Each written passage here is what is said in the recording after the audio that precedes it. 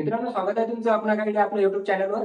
या ठिकाणी आपण जसं की तुम्हाला माहिती आहे, एसएससी जीडीची पीवायक्यू सिरीज आपण चालू केलेली आहे आणि ती पूर्ण सिरीज जी असणार आहे ती मराठीमध्ये असणार आहे, हे तुम्हाला माहिती आहे. आणि आतापर्यंत आपण रिझनिंग या विषयाचे 4 सेट म्हणजे 4 शिफ्टमध्ये आलेले 4 सेट कंप्लीट केलेले, जे की 20 फेब्रुवारी रोजी झालेले होते. पण आता आपण एक नवीन विषय बघणार आहे, असा विषय ज्या विषयाची आपल्या सर्वांना भीती वाटते. म्हणजे त्या विषयाचे प्रश्न आपल्या समोर आल्याच्या नंतर आपल्याला अगोदरच असं वाटतं की याचे प्रश्न, याची समोर प्रश्न आहेत, हे प्रश्न आपल्याकडून सॉल्व्ह होणार नाहीत किंवा आपण ते सोडवू शकणार नाही. आणि अशाच विषयाचे प्रश्न आज आपण बिना पेन पेपरच्या मदतीचे म्हणजे ते प्रश्न फक्त तोंडी आपण प्रश्न बघितल्यानंतर कसा सोडवू शकतो, अशाच पद्धतीने त्या ट्रिकनं त्या प्रश्नाची उत्तर आपण आज काढणार आहेत. आणि तो जो विषय असणार आहे तो विषय तुम्हाला सर्वांना माहिती आहे, तो म्हणजेच मॅथ म्हणजेच गणित या विषयाचे आपण 20 फेब्रुवारी रोजी झालेले शिफ्ट 1 मध्ये आलेले सर्वच्या सर्व 20 प्रश्न या ठिकाणी आज आपण घेणार आहे. तर त्या ठिकाणी तुम्ही बघू शकता तुमच्या समोर जो पहिला प्रश्न दिलेला आहे, तो या पहिला प्रश्न दिलेला आहे कशाचा आहे, प्रश्न दिलेला आहे सिम्प्लिफिकेशनचा म्हणजे सरलीकरणचा. यामध्ये फक्त तुम्हाला बेरीज, भागाकार, गुणाकार आणि वजाबाकी यानुसार तुम्ही काय करू शकता, याचं उत्तर तुम्हाला काढायचं असतं.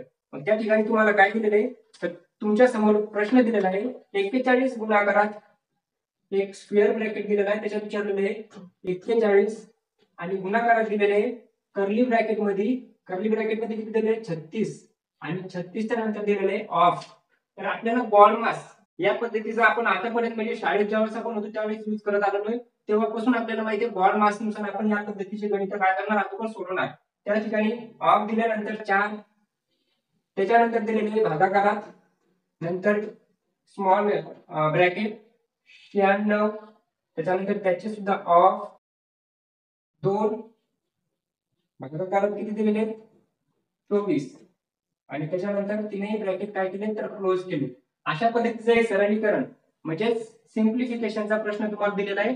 आणि या सिम्प्लिफिकेशनच्या प्रश्नामध्ये तुम्हाला अशा पद्धतीचं याला सॉल्व्ह करायचं. याला सॉल्व्ह करण्यासाठी आपण काय करणार, सर्वात पहिले बॉड मासचा यूज करणार. बॉड मास काय असणार आहे, सर्वात पहिले आपण काय सोडत असतो, या ठिकाणी दिल्याप्रमाणे बॉड मास मध्ये काय असतो, सर्वात पहिले आपल्याला ब्रॅकेट सॉल्व्ह करायचा असतो.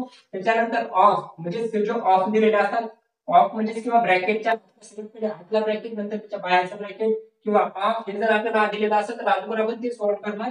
त्याच्यानंतर डिव्हिजन म्हणजे भागाकार, नंतर मल्टिप्लिकेशन म्हणजे गुणाकार, नंतर ऍडिशन म्हणजे बेरीज आणि सबट्रॅक्शन म्हणजे वजाबाकी. अशा पद्धतीने आपण याला काय करणार, एक एक करत सॉल्व्ह करत जाणार. सुरुवातीला आपण सबट्रॅक्शन किंवा ऍडिशन नाही ब्रॅकेट सॉल्व्ह करणार. ब्रॅकेट कोणता सॉल्व्ह करणार, या ठिकाणी सर्वच ब्रॅकेट मध्ये दिलेले आहे.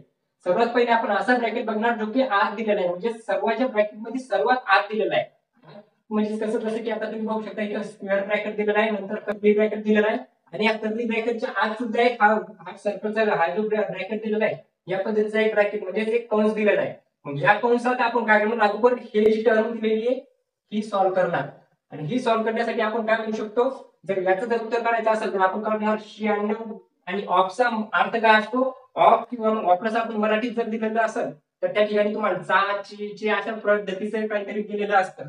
मग या ठिकाणी 96 गुणाकारात 2 आणि भागाकारात जर 24 घेतले तर आपण याचं उत्तर जर काढलं तर आपण म्हणू शकतो 24 आणि 24चा जर 96 ने भाग दिला तर 24 चूक 96 किंवा आपण असं म्हणू शकतो 4 चूक 16 आणि 2 चूक 8 आणि 16चा 1 जो हातचा आलेला आहे तो झाला 8 आणि 1 9 म्हणजे 24 चूक 96 आणि 4 दोन्ही 8. तर या सर्व याचं जे उत्तर येणार ते किती येणार, याचा आन्सर येणार ते येणार 8. आणि अशा पद्धतीने याचं उत्तर जर 8 येत असेल, आता हा ब्रॅकेट आपला निघून जाणार, म्हणजे या पूर्णाचं उत्तर जर 8 येत असेल तर आता या ठिकाणी आपण कर्ली ब्रॅकेट बघणार. म्हणजे हा या ठिकाणापासून इथपर्यंत आता जे राहिलं ते बघणार. त्याच्यात काय राहिलं तर 36 ऑफ आणि या पद्धतीचे 4 म्हणजे ज्याला जर आपण असं केलं 36 गुणाकारात 4, कारण ऑफचा अर्थ काय असणार 4, 36 गुणाकारात 4 आणि भागाकारात किती दिलेले, तर या ठिकाणी आता या पूर्ण ठिकाणी किती येणार फक्त 8. अशा पद्धतीने ज्यावेळेस केलं त्यावेळेस 8 चूक 32 आणि आता पण 40, पण 36 ला तर भाग जात नाही. पण या ठिकाणी आपण असं म्हणू शकतो 4 ने जर भाग दिला तर 4 1 4 आणि 4 दोन्ही 8 आणि राहिलेल्या या 2 ने जर 36 ला भाग दिला तर याचं बेकअप आहे आणि बेअटी 16 किंवा 18 दोन्ही 36. म्हणजे आपण म्हणू शकतो या टर्मचं पूर्ण याचं किती आन्सर आलं तर 18 आलं. या ठिकाणी आता 18 आले म्हणजे सर्वात पहिले 8 आले, नंतर आता 18 आले. आता या ठिकाणी 18 राहिले आणि या ठिकाणी फक्त 41 राहिले. आता आपल्याकडे दिलेले 41 गुणाकारात 18. आता याला आपण स्टेप वाईज एक स्टेप अशा स्टेप मध्ये सोडत बसतो तर त्या पद्धतीने आपल्याला जास्त टाइम लागू शकतो. आपण काय करणार, आपल्या पद्धतीने सोपं जाईल अशा पद्धतीनं एक एक टर्म बाहेर काढून घेणार आणि त्याचं उत्तर काढणार. आता फक्त आपल्याकडे 18 राहिले आणि 41 राहिले, आणि 18 आणि 41 जर आपल्याला भाग द्यायचा असेल तर आपण डायरेक्ट 4 तिथे जर 40 पकडले तर 18 72, या ठिकाणी 72 म्हणजे 720 येतील आणि अधिक 18, कारण या ठिकाणी 41 होते. आपण 18 गुणिले 40 जर केलं तर किती, 720, आणि 18 एक 18. अशा पद्धतीने जर आपण केलं तर याला किती येईल, 738 आन्सर येईल. आणि 738 जर आन्सर येणार तर ऑप्शन क्रमांक काय राहील याचा, तर ऑप्शन क्रमांक राहील सी. सी काय राहील आपलं करेक्ट आन्सर. आता 738 दिलेले, हे 738 न काढता या दोन्ही संख्येचा भागाकार किंवा या दोन्ही संख्येचा गुणाकार न करता आपण आन्सर कशा पद्धतीने काढू शकतो. तर या ठिकाणी तुम्हाला माहिती आहे, सर्वात पहिले ऑप्शन ए मध्ये तुम्ही बघू शकता, तुम्हाला दिले 656, ऑप्शन बी मध्ये दिलेले आहे 697, ऑप्शन सी मध्ये दिलेले आहे 738, आणि ऑप्शन सी मध्ये दिलेले आहे 779. मग हे ज्यावेळेस झालं या पद्धतीने पर्यंत आपण आल्याच्या नंतर 18 आले आणि या ठिकाणी 41 आले. तर 18 आणि 41 या ठिकाणी एवढं सांगू शकतो की याचा जो एकक स्थानचा अंक आहे 41 आणि 18 याचा गुणाकार न करता 8 एक 8, म्हणजे एकक स्थानी जो नंबर येईल तो येणार 8, आणि एकक स्थानी म्हणजे युनिट डिजिटला 8 फक्त एकच संख्येत दिलेले ते म्हणजे 738 मध्ये. ऑप्शन ए, बी आणि डी हे कोणत्याही प्रकारे उत्तर राहणार नाही. ऑप्शन सी काय राहील त्याचं करेक्ट उत्तर आहे. पूर्ण याचा गुणाकार म्हणजे आपल्याला जरी 41 आणि 18 चा गुणाकार करायला वेळ लागत असेल तर आपण फक्त काय करणार, युनिट डिजिटचाच गुणाकार करणार. फक्त ज्यावेळेस चारही ऑप्शनचा युनिट डिजिट म्हणजे एकक स्थानचा अंक वेगवेगळा राहील त्यावेळेस. बघितलं असेल या पद्धतीचे गणित आपण कशा पद्धतीने सॉल्व्ह करणार. आता याला दुसरी कोणती ट्रिक नाही किंवा असं नाही की आपण आन्सर काढणार म्हणजे सोप्या पद्धतीत कसं आन्सर काढू शकतो. तर हे याच्यात आपण एखादी ट्रिक नाही लावू शकत. याच्यात आपल्याला फक्त काय करावं लागेल, ट्रिक कधी लागेल ज्यावेळेस युनिट डिजिट पर्यंत आपण येऊ, ज्यावेळेस दोन संख्येचा गुणाकार किंवा काही करायचा असेल आपल्याला त्यावेळेस युनिट डिजिट पर्यंत आपण ट्रिक लावू शकणार आहे. कारण ट्रिक कशी लावणार आता इथे सरळ सरळ ऑफचा म्हणजे गुणाकार आणि भागाकार करावा लागणार आहे. त्याच्यानंतर 4 सोबत याचा भागाकार करावा लागणार आहे, नंतर 36 सोबत गुणाकारही करावा लागणार आहे, आणि याचं जे उत्तर निघतात 41 सोबत आपल्याला शेवटी काय करावं लागणार आहे, याच्यासोबत गुणाकार करावा लागणार आहे. मग अशा पद्धतीने आपल्याला फॉर्म्युलानुसार त्याला सॉल्व्ह करावं लागणार आहे. पण याच्या बादचे जे प्रश्न दिलेले असतील या ठिकाणी आपण काही प्रमाणात ट्रिकचा यूज करून उत्तर काढू शकतो. मग दुसरा जो प्रश्न तुम्हाला दिलेला आहे तर दुसऱ्या प्रश्नात काय दिलेले आहे बघा.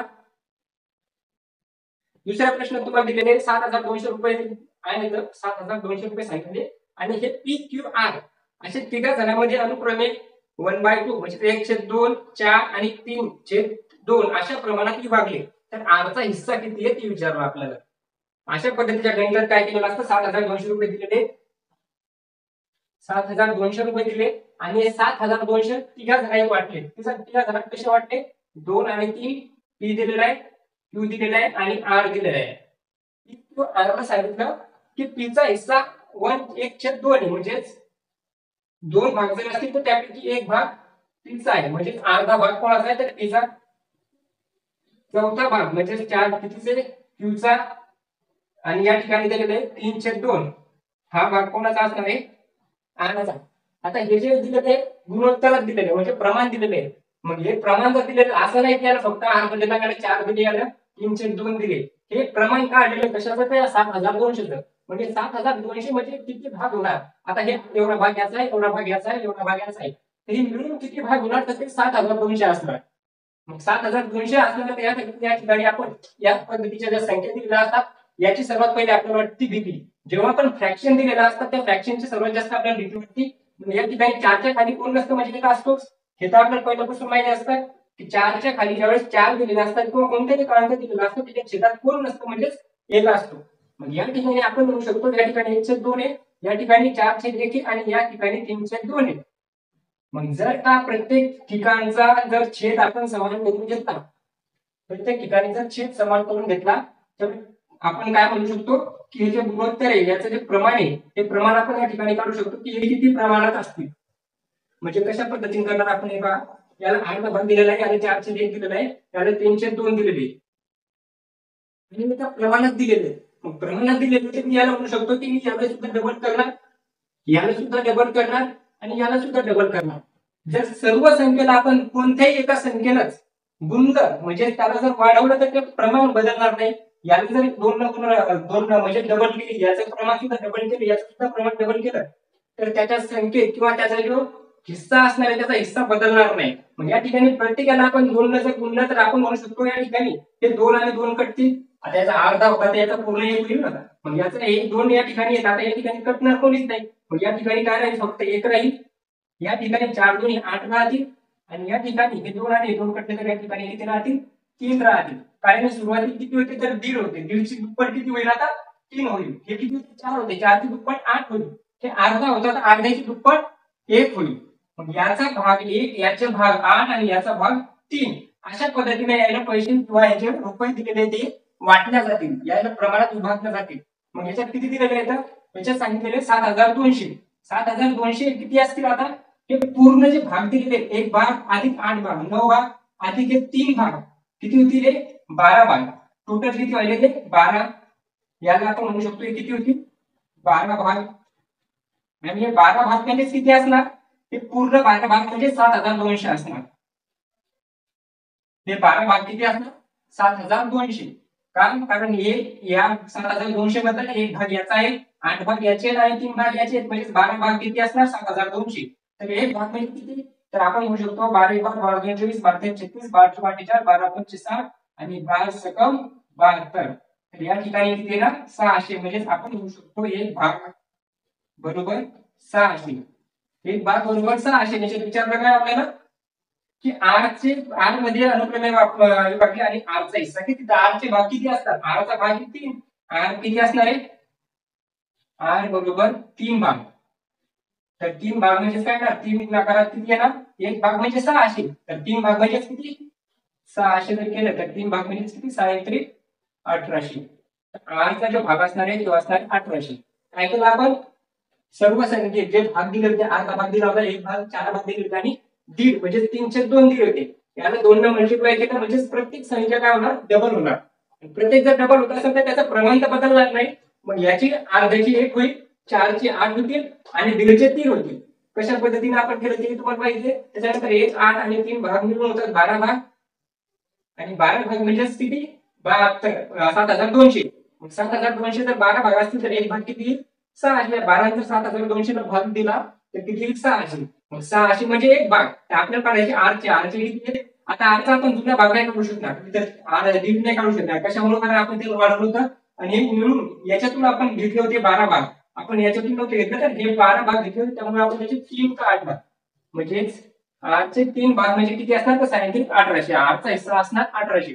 तुम्हाला जर या ठिकाणी क्यूचा विचारला तर तुम्ही काय करणार 8 सेकंद आणि 4800 कोणाचा असणार क्यूचा आणि पीचे किती असणार भाग तर पीचा भाग असणार 600 रुपयाचा. त्याने एकच भाग आहे आणि एक भाग म्हणजे काय 600 रुपये. तर 600 रुपये असणार पीचे. अशा पद्धतीने दुसरा प्रश्न कंप्लीट झाला. तर तिसरा प्रश्न तुम्हाला दिलेला आहे. तिसरा प्रश्न दिलेला आहे रोहितने दिलेला एक लाभ आणि हानीचा प्रश्न दिलेला आहे. त्याच्यात तुम्हाला विचारलेलं आहे की रोहितने जुनी बॅट 2320 रुपयाला खरेदी केली. त्याच्यात काय सांगितलेलं आहे रोहितने एक जुनी बॅट 2320 रुपयाला खरेदी केली. मग खरेदी किंमत किती आहे त्याची आपण म्हणू शकतो खरेदी किंमत दिलेली बॅटची 2320 रुपये. 2320 रुपये दिल्याच्या नंतर सांगितलं तिच्या दुरुस्तीवर आता जुनी बॅट घेतली होती त्याच्यानंतर तिला आणल्याच्या नंतर तिच्या बॅट दुरुस्ती करून तिला नवी करायचा प्रयत्न केला तर तिला नवी करण्यासाठी खर्च आला 180 रुपये. म्हणजे परत जर त्याला खर्च जो आला तो खर्च किती आला 180 रुपये. मग आपण याच्यातून सांगतो त्याला काय केलं त्या खर्च लावल्याच्या नंतर ती बॅग त्याने 2400 रुपयाला परत विकली तर त्याला किती टक्के तोटा झाला. आता कधी कधी तुम्हाला विचारतात तोटा झाला की नफा झाला तर आपण एवढं सांगू शकतो की सर्वात पहिले त्याला 2320 रुपयाला बॅग आणली आणि तिच्यावर खर्च किती केला तर तिच्यावर खर्च केला 180. मग त्याच्या खिशातून पैसे गेले किती त्याच्या खिशातून गेलेले पैसे असणार या दोन्हीची बेरीज त्याचा एकूण खर्च किती असणार याची बेरीज म्हणजे 0 0 8 2 10 3 4 1 5 आणि 2 2500 एवढी त्याचा काय होणार खर्च होणार एकूण. आपण म्हणू शकतो या ठिकाणी एकूण खर्च किती आहे 2500 रुपये. त्याच्या खिशातून गेले 2500 120 रुपयाला आणली आणि 180 रुपये खर्च केला. 2500 रुपयाला ती एकदा ती बॅट पडली 2500 रुपयाची बॅट त्याला 2400 रुपयाला विकली. आता एखादा पागणीच असेल की जुनी बॅट घ्यायला पहिली गोष्ट म्हणजे त्याच्यानंतर त्याच्यावर 180 रुपये खर्च पण करायला आणि खर्च करून पुन्हा ती प्रॉफिट मध्ये म्हणजे त्याच्यात नफा नाही मिळवा त्याच्यात तोट्यात विकायला म्हणजे त्याने विक्री करायला 2400 रुपयाला. तर विक्री किंमत आपण जर बघितली तर त्याची विक्री किंमत आहे ₹2400. मग त्याला जो तोटा झाला तो तोटा किती झालेला असणार, आता नफा झाला का तोटा झाला, आणि ती जास्त किमतीत आणि विकली कमी किमतीत, म्हणजे झालेला आहे तो तोटा आहे. आणि तोटा किती झाला, आता आपण असं लिहित नाही बस तर आपण डायरेक्ट काढला, तोटा किती झालेला आहे तर ₹100 तोटा झालेला आहे. आता ₹100 तोटा झालेला आहे, पण आपला तोटा किती झाला हे न विचारता त्याने काय विचारलं आपल्याला की किती टक्के तोटा झाला. म्हणजे तोटा किती टक्के झाला हे जर काढायचं असतं तर आपण काय करतो, तोटा झाला कितीचा, ₹100 तोटा झाला 100चा, आणि किती रुपयावर झाला तर ₹100 तोटा झाला त्याचा, 2400 का 2500. आपण हे महत्वाचं आहे की आधी 2400 घेणार का 2500 घेणार. 2400 नंतर त्याने ती विकली, पण त्याने आणली केवढ्याला होती ती ₹2500, मूळ किंमत होती तिची 2500. मग ₹2500 जर त्याने ती बॅट म्हणजे पूर्ण खर्च त्याला ₹2500 लागला, तर 2500वर त्याने ₹100 काय झाला, तोटा झाला. मग ₹100 तोटा झाला, आणि याची जर टक्केवारी काढायची असेल तर टक्के आपण काढतो गुणाकारात 100. अधिक टक्के विचारले तर गुणाकारात काय येणार, 100 येणार. मग याला जर आपण सॉल्व्ह केलं तर 1 2 0 कटले, 1 2 0 कटले, आणि या ठिकाणी 25 चूक 100. तर याचा अर्थ या ठिकाणी काय झाला तर 4% तोटा त्याला झाला, त्याला झाला 4% तोटा. आता या ठिकाणी आपल्याला काय करायचं, सर्वात पहिले आपण म्हणू शकतो की सर्वात पहिले रोहितने एक जुनी बॅट आणि ₹2320 आलं.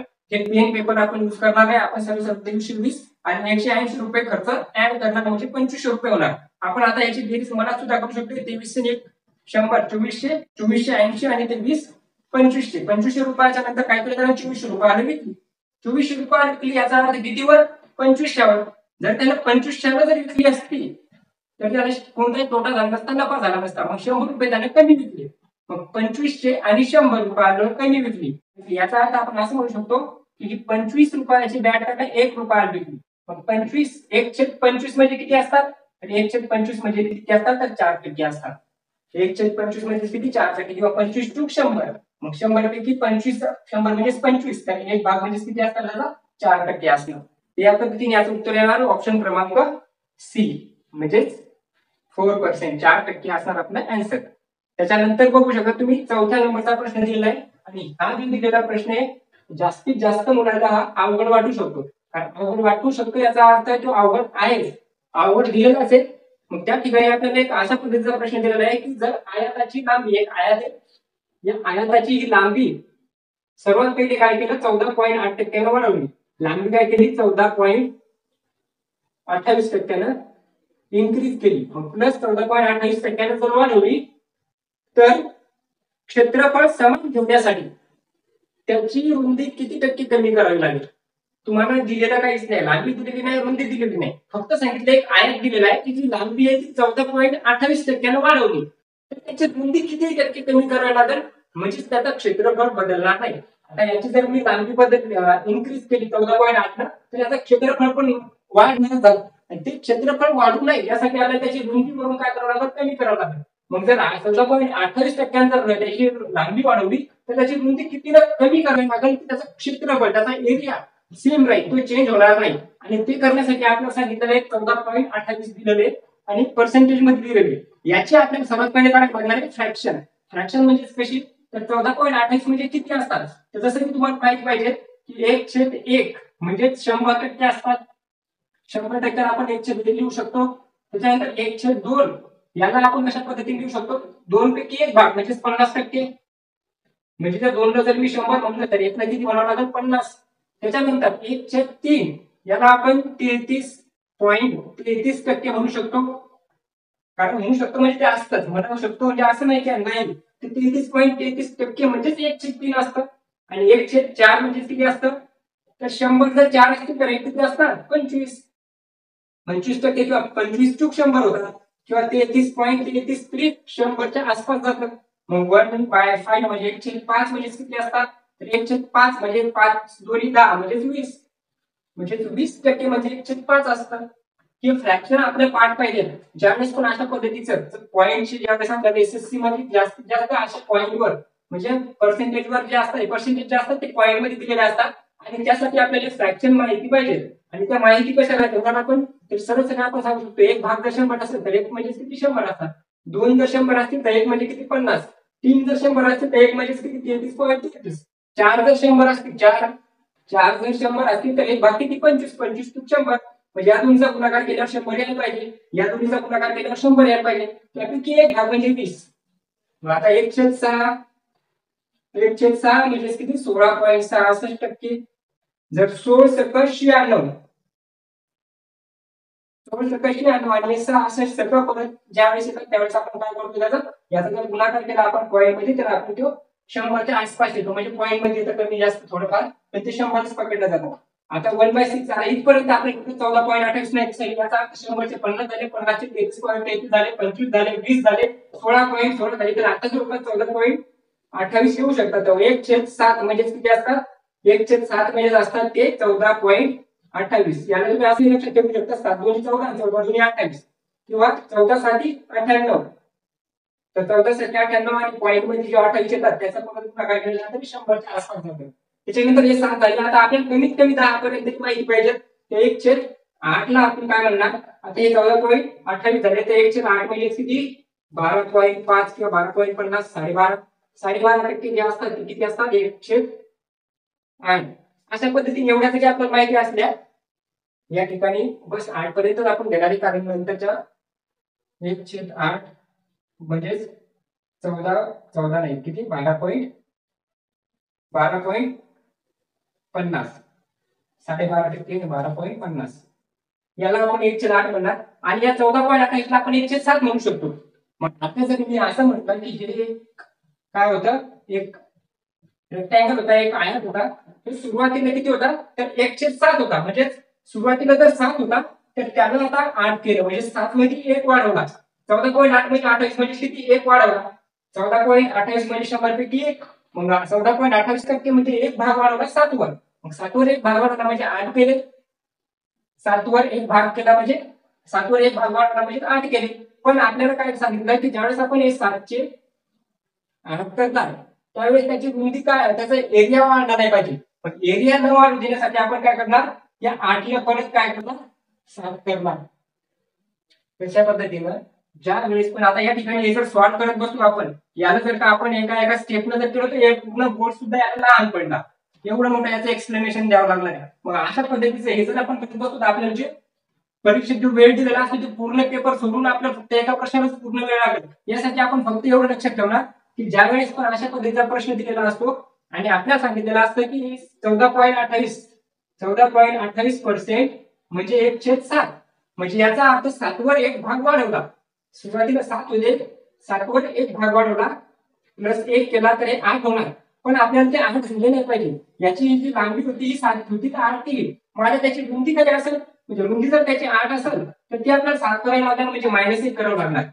म्हणजेच जर याचा आता क्षेत्रफळ आपण काढलं 7 8 56 येईल आणि याचंही 7 8 56 येईल, म्हणजे जो एरिया राहणार तो काय राहणार सेम राहणार. आणि सेम ठेवण्यासाठी आपल्याला काय करावं लागेल, 7 चे जे 8 केले त्या 8 ला परत 7 करावं लागणार, आणि 7 ला 8 ला 7 करण्यासाठी आपण काय केलं -1 केला, आणि -1 केला म्हणजे 8 मध्ये किती होणार तर 1/8, म्हणजे 8 मध्ये 1 कमी करावं लागेल, 8 मध्ये 1 कमी करावं लागेल, 8 मध्ये 1 कमी करावं लागेल, याचा अर्थ 1/8 आणि 1/8% म्हणजे 100. याला आपण काय म्हणणार 1/8 म्हणजे किती. आता याच ठिकाणी दुसरी फ्रॅक्शन तुम्ही पाहू शकता, या ठिकाणी दिलेली 1/8 1/8 म्हणजे किती 12.50 किंवा 12.50% हे राहणार आपलं आन्सर. काय केलं 12.50 कुठून आले तर सर्वात पहिले 14.28 दिली होती, 14.28 याचा अर्थ काय 1/7 म्हणजे 7 पैकी 1 भाग म्हणजे 14.28%, आणि 7 मध्ये 1 वाढवलं म्हणजे 8 झाले. 7 मध्ये 1 वाढवला, कशामुळे वाढवला कारण ही वाढवलं ना 7.14 14.28 वाढवले, 14.28 वाढवले म्हणजे 1% वाढवला, 1 भाग वाढवला किती वर 7 वर, मग या 7चे 8 झाले पण 56 त्याचा एरिया येणार, आणि तो एरिया सेम राहिला पाहिजे 56च राहिला पाहिजे. यासाठी आपण काय करणार 8 जी दिलेली आहे 8 जी आपली लेंथ नंतर काय होईल ब्रेथ ज्या रुंदी होईल त्या रुंदीला आपण 1 न कमी करणार आणि ती होणार 7. मग 8 चे 7 होण्यासाठी आपण काय केलं 1 कमी केला कितीवर 8 वर, म्हणजे 1 कमी केला 8 वर, याचे पर्सेंटेज जर काढलं येणार 12.50%, म्हणजे किती भाग कमी करावा लागेल रुंदीचा तर 12.5% दिलेला आहे. पर्याय क्रमांक 1 हे राहणार आपलं आन्सर. अशा पद्धतीने याला आपण सॉल्व्ह केलं तर याला लवकर सोडू शकतो. आता हे आपल्याला काय काय एवढं मोठं सॉल्व्ह करायचं काम नव्हतं, याला आपण सरळ सरळ काय म्हणणार ज्यावेळेस आपण याला आधी समजून घेणार तर समजल्याच्या नंतर आपल्याला काय दिलेलं आहे, एक आयात दिलेला आहे. आयात आपण इमॅजिन करणार. आयात ज्यावेळेस आयाताची कल्पना केल्यानंतर आपण म्हणणार की 14.28%. याचा अर्थ असतो 1/7. म्हणजे 7 वर 1 वाढवला म्हणजे किती वाढले 8. आणि 8चे आपल्याला काय करावं लागतील, 7 करावं लागतील. एरिया सेम राहायला पाहिजे तर 8चे 7 करण्यासाठी 1 कमी करावं लागेल म्हणजे 8 वर 1. आणि याची फ्रॅक्शन असते ती किती असते, 1/8 म्हणजे किती 12.50%. एवढ्या भाग आपल्याला त्याचा कमी करावा लागेल. त्याच्यानंतरचा प्रश्न दिलेला आहे. नंतरच्या प्रश्नात विचारलेला आहे एक महत्वाचा आणि इंटरेस्टिंग प्रश्न दिलेला आहे. त्याच्यात तुम्हाला विचारलेले आहे 44 आंबे, 121 केळी आणि 11 सफरचंद आहे. काय 44 आंबे येतात, 44 आंबे, त्याच्यानंतर दिलेले 121 केळी, 121 केळी दिलेले आहेत आणि 11 सफरचंद दिले येतात. सफरचंद दिलेले येतात आणि सांगितलेलं आहे की त्यांना अनेक ओळीमध्ये वेगवेगळ्या ओळीमध्ये लावायचं, अशा प्रकारे लावायचं की प्रत्येक ओळीत समान फळं असतील. त्याला काय करायचं, एका शेतात एका लाईन मध्ये लावायचं आणि त्याला लावता वेळेस एका लाईन मध्ये एकच फळ आलं पाहिजे, एकच झाड आलं पाहिजे. कोणतं, जर आपण आंब्याची लाईन लावली तर ती पूर्ण आंब्याचीच असली पाहिजे. त्याच्यानंतर ती पूर्ण कशाची, केळीची आणि नंतरची सफरचंदाची, अशा पद्धतीने आल्या पाहिजे. असं नाही की अर्धी लाईन किंवा एखादं झाड त्याच्यात आपण केळीमध्ये सफरचंद लावलं, सफरचंदात आपण आंबा लावला, असं चालणार नाही. मग असं करण्यासाठी आपण काय विचारलं, प्रत्येक रांगेत एकाच प्रकारची फळं असतील आणि पंक्तीची किमान संख्या किती ते विचारलं की आपल्याला त्या शेतात त्या जमिनीवर एका पद्धतीने अशा फळं लावल्याच्या नंतर किती लाईन आपल्याला कमीत कमी लावता येतील. मग आता कमीत कमी विचारल्याच्या नंतर आपल्याला माहिती असतं की ज्यावेळेस पण आपल्याला कमीत कमी लहानात लहान अशा पद्धतीचे ज्यावेळेस आपल्याला शब्द दिलेले असतात त्यावेळेस आपण त्याचा एलसीएम घेतो, म्हणजेच लसावी घेतो. मग लसावी आणि मसावी आपल्याला माहिती असतो. लसावी आपण कसा काढतो, तर सर्व संख्येला भाग जाणाऱ्या संख्या जोपर्यंत एक एक येत नाही तोपर्यंत त्याचा लसावी काढतो. आणि अशा पद्धतीने या ठिकाणी जर लसावी काढायचं म्हटलं तर आपण आपल्याला काय विचारलंय की पंक्तीची किमान संख्या किती येईल. आणि पंक्तीची किमान संख्या काढण्यासाठी आपण इथं 44, 121 आणि 11चा लसावी घेणार का मसावी घेणार. कारण आपल्याला खाली दिलेलं आहे किमान संख्या आणि आताच तुम्हाला सांगितलं की किमान आलं, त्याच्यानंतर लघुत्तम आलं किंवा जवळच कमीत कमी आलं, अशा पद्धतीचे ज्यावेळेस शब्द येतात त्यावेळेस आपण त्याचा लसावी घेतो. पण या ठिकाणी आपण लसावी न घेता मसावी घेणार. याचं कारण काय की आपल्याला सांगितलंय की पंक्तीची किमान संख्या किती असेल. आता पंक्तीची किमान संख्या ओळखण्यासाठी आधी आपल्याला हे माहिती पाहिजे की एका लाईन मध्ये आपण झाडं किती लावणार. आणि जर हा या पद्धतीचा असं जर शेत असेल आणि या शेतात अशा कमीत कमी लाईन लावायच्या असतील, फळं दिलेले, फळाचे झाडं दिलेले आहेत आणि या फळाच्या झाडं कमीत कमी जर लावायचे असतील तर मला याच्यात जास्तीत जास्त काय करावं लागेल, हे झाडं एका लाईन मध्ये लावावं लागतील. ज्या वेळेस जास्तीत जास्त झाडं एका लाईन मध्ये लागले त्यावेळेसच कमीत कमी ते लाईन मध्ये बसतील. आणि जर एका लाईन कमीत कमी म्हणजे या ठिकाणी जर झाडं जर कमी बसवले तर लाईन जास्त होती आणि झाडं जर जास्त बसवले तर लाईन कमी होतील. आणि आपण विचारलं की ह्या लाईन हे ह्या कमी झाल्या पाहिजेत, झाडं आपण जास्त बसवली तरी चालतात. मग झाडं जर जास्त लावायची असतील तर आपल्याला काय सांगू शकतो, तर जास्तीत जास्त झाडं लावायची. आणि जास्तीत जास्त झाडं जर आपल्याला लावायची असतील तर आपण त्याचा नसावी घेणार नसेल. आता जास्तीत जास्त आलं म्हणजे उलट आलं.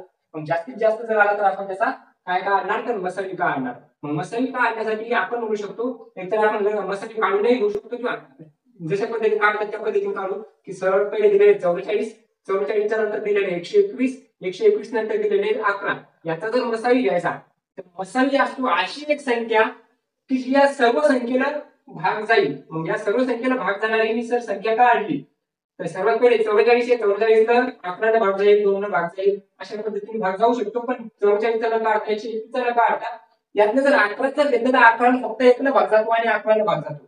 मग अशी मोठ्यात मोठी संख्या आपल्याला शोधायची जी चारही संख्येला भाग देईल.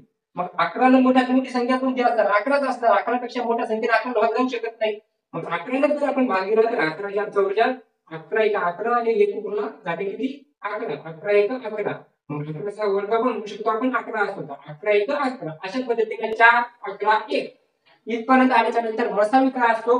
आता या चार संख्येला समोर भाग जातो का एका संख्येने, तर कोणत्याच संख्येने भाग जात नाही. 1 न भाग जातो पण 1 न भाग दिल्याच्या नंतर परत ह्या संख्येला नाही. तर 4 4 1 11 11 1 1 याला सुद्धा आपण भाग म्हणजे देणार तर नाही, कारण 1 न त्याच संख्येला, 2 न 3 न 4 न कोणत्याही संख्येने भाग जात नाही. मग आपला जो मसावी आला तो काय आला 11 आला.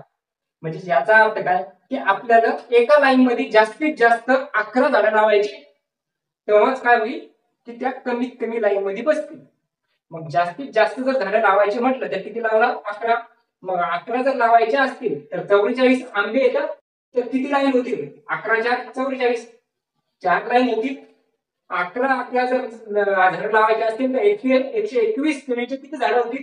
किती लाईन होतील? तर 11 लाईन होतील. 11 झाडं लावायचे तर सफरचंदाचे किती लाईन होतील? एकच लाईन होईल. मग याचा अर्थ 4 लाईन कशाच्या? तर आंब्याच्या. लाईन कशाच्या? तर केळीच्या. एक लाईन कशाची? सफरचंदाची. 11, 12 आणि 12 आणि 4 16. पूर्ण लाईन किती असणार? त्या असणार 16. म्हणजे 16 लाईन मध्ये आपण काय करणार? वेगवेगळी फळाची झाडं एका लाईन मध्ये एकच फळाचं झाड आणि तेही किती? 11 पद्धतीनं लावू शकतो. तर ऑप्शन क्रमांक आपला बरोबर राहील, म्हणजे पर्याय क्रमांक ए हे राहील आपला आन्सर बरोबर. त्याच्यानंतरचा प्रश्न दिलेला आहे चक्रवाढ व्याजाचा. सरळ व्याजाचे प्रश्न आपल्याला सोपे जातात, पण चक्रवृद्धी व्याजाचे ज्यावेळेस प्रश्न विचारतात त्यावेळेस आपण त्याचा चक्रवृद्धी व्याज एवढं नाव बघितल्याच्या नंतरच आपण त्याला स्किप करतो. मग या ठिकाणी आपल्याला विचारला कशा पद्धतीने प्रश्न की चक्रवाढ व्याजावर ठेवलेली रक्कम वार्षिक चक्रवाढ 10 वर्षात दुप्पट होती. म्हणजे वार्षिक चक्रवाढ व्याजानुसार म्हणजे चक्रवाढ व्याज होणार ते व्याजावर व्याज कधी लागणार? 1 वर्षाच्या नंतर लागणार आणि 10 वर्षात दुप्पट होते. मग जेवढी रक्कम घेतली होती ती 10 वर्षानंतर दुप्पट व्हायली. म्हणजे मी जर आज 100 रुपये घेतले तर 10 वर्षानंतर त्याची 200 रुपये होती. म्हणजे 100 रुपये त्याच्यावर काय येईल? चक्रवाढ व्याज येईल. कशावर? 100 रुपये. याचा अर्थ कधी पण 10 वर्षानंतर. आणि व्याज लागायला कसं? तर व्याज लागायला वार्षिक, म्हणजे प्रत्येक वर्षात काही ना काही व्याज लागून ती किंमत वाढत चालली. मग याच्यावर आपण म्हणू शकतो किती वर्षात रक्कम स्वतःची 4 पट होईल. आता दुप्पट झाली, मग 4 पट कधी होईल हे आपल्याला या ठिकाणी विचारलं. आणि अशा पद्धतीचे प्रश्न आपल्या ज्यावेळेस विचारले जातात त्यावेळेस आपण एक चक्रवृद्धी व्याज किंवा मग सिंपल इंटरेस्ट म्हणजे व्याज हे सूत्रानुसार न काढता आपण अशा पद्धतीने काढू शकतो. आपल्याला दिलेलं आहे चक्रवृद्धी व्याज दिलेलं आहे आणि हे रक्कम दिलेली 10 वर्षात. आपण सांगू शकतो वेळ दिलेला आहे आपल्याला, म्हणजे आपण म्हणू शकतो या ठिकाणी जो वेळ आहे तो वेळ दिलेला आहे 10 वर्ष. वेळ 5 वर्षाचा दिलेला असेल तर म्हणजे 5 वर्षात दुप्पट होऊ शकते, 3 वर्षात दुप्पट होऊ शकते, 8 वर्षात दुप्पट होऊ शकते, ते आपल्याला दिलेलं राहील. आणि या पद्धतीने आपल्याला समज पडेल या प्रश्न दिलेला आहे की ती जी दुप्पट होण्याची जी प्रोसेस आहे म्हणजे जी दुप्पट व्हायली रक्कम ती दुप्पट किती वर्ष व्हायली? तर 10 वर्ष व्हायली. त्यामुळे आपण या ठिकाणी 10 घेतले. त्याच्यानंतर 10चा जो टेबल असतो जो पाडा असतो 10 × 10 × 20, 10 × 30, 10 × 40, 10 × 5 50 अशा पद्धतीने आपण लिहून घेणार. 5 वर्षात जर झाली तर आपण 5चा टेबल लिहून घेणार, 4 वर्षात झाली तर 4चा टेबल लिहून घेणार, 3 वर्षात झाली तर 3चा लिहून घेणार. आणि व्हायली किती? तर दुप्पट व्हायली. म्हणजे 10 वर्षात ती दुप्पट व्हायली. तर बेस किती राहणार? 2 राहणार. दुप्पट झाली म्हणजे 2 पट झाली. मग दुप्पट काय राहणार आपला त्याचा बेस? मग या ठिकाणी आपण प्रत्येक ठिकाणी 2 लिहून घेणार. त्याच्यानंतर आपल्याला विचारलेलं आहे 10 कधी येतील? ज्यावेळेस 10 येईल 10 म्हणजे 10ची पॉवर 1 म्हणजेच. आणि या ठिकाणी 20 कधी येतील? तर 20 दोन्ही 10 म्हणजे या ठिकाणी पॉवर 2. किंवा असं न घेता आपण काय करू शकतो 1 2 3 4 आणि 5 अशा पद्धतीने पॉवर सुद्धा लिहून घेऊ शकतो. सुरुवात 1 पासून करायची, नंतर 2 3 4 5 आपल्याला जेवढी लागेल तेवढी. त्याच्यानंतर विचारलेलं आहे की आता या ठिकाणी 2 ची किती येते? 2 ची पॉवर 1 म्हणजे किती? 2. 2 ची पॉवर 2 म्हणजे किती? 4. 2 ची पॉवर 3 म्हणजे किती? 8. 2 ची पॉवर 4 म्हणजे किती? 16. 2 ची पॉवर 5 म्हणजे किती? 2 ची पॉवर 5 म्हणजे 32. म्हणजे 1 2 4 4 2 8 8 2 16 16 2 32. अशा पद्धतीनं या ठिकाणी 32 येतील. मग आपण अशी खाली आपण काढू शकतो, पण आपल्याला पाहिजे किती पट? तर किती पट करायची? ती 4 पट. आणि 4 पट दिली म्हणजे याला आपण म्हणू शकतो एक पटची लाईन आहे म्हणजे किती पट झाली? तर 2 पट. 2 पट किती वर्ष झाली? 10 वर्षात. 4 पट किती वर्ष झाली? तर 20 वर्षात. आपल्याला पाहिजे होती 4 पट. किती वर्ष लागेल? तर एकूण टाइम लागेल त्याला 20 वर्ष. आणि 20 वर्ष ऑप्शन क्रमांक काय दिलेला आहे? ए मध्ये दिलेला ऑप्शन क्रमांक 1. 20 पट म्हणजे 20 वर्षात किती होईल? की 4 पट होईल. 30 वर्षात 8 पट होईल. तुम्हाला जर विचारलं 16 पट कधी होईल? 16 पट होणार ती 40 वर्षात. 32 पट 50 वर्षात. तुम्ही कोणत्याही पद्धतीचं काय करू शकता, असे कधी किती पट होते किंवा किती वर्षानंतर विचारलं अशा पद्धतीने काढू शकता. लक्षात दिलं असतं प्रश्न असा दिला असता चक्रवाढ व्याजावर ठेवलेली रक्कम वार्षिक चक्रवाढ 3 वर्षात दुप्पट होते. मग आपण काय लिहिलं असतं? 12 जेवढे आलं असतं आपल्याला त्या पद्धतीने लिहून घेतलं असतं. आणि दुप्पट झाली तर 2 पट 2 पट 2 पट 2 पट 2 पट. पहिल्याचा पॉवर 1, दुसऱ्याची पॉवर 2, तिसऱ्याची 3, चौथ्याची 4, पाचव्याची 5. अशा पद्धतीने याला मांडून गेला आणि जे विचारलं ते सांगणार. 4 पट झाली 20 वर्षात. पर्याय क्रमांक 1. दुसरा प्रश्न दिलेला आहे 7 नंबरचा. 7 नंबरच्या प्रश्नात विचारलेले एक विद्यार्थी आणि एका परीक्षेत 75% गुण मिळवतो, दुसरा 60% गुण मिळवतो, पहिला विद्यार्थी आहे आणि दुसरा विद्यार्थी आहे, किंवा इथं मी आहे इथं तुम्ही आहे, मला किती गुण मिळाले 75% मिळाले, 75 मला मिळाले 75% गुण, तुम्हाला मिळाले फक्त 60 गुण. तुम्हाला 60 गुण मिळाले, मला 75 गुण मिळाले, याचा अर्थ मला तुमच्यापेक्षा किती टक्के गुण जास्त मिळाले, तर मला मिळाले ते 15% गुण. मग या ठिकाणी सांगितलं की दुसऱ्या विद्यार्थ्यापेक्षा त्याला म्हणजेच मला 30 गुण जास्तीचे मिळाले.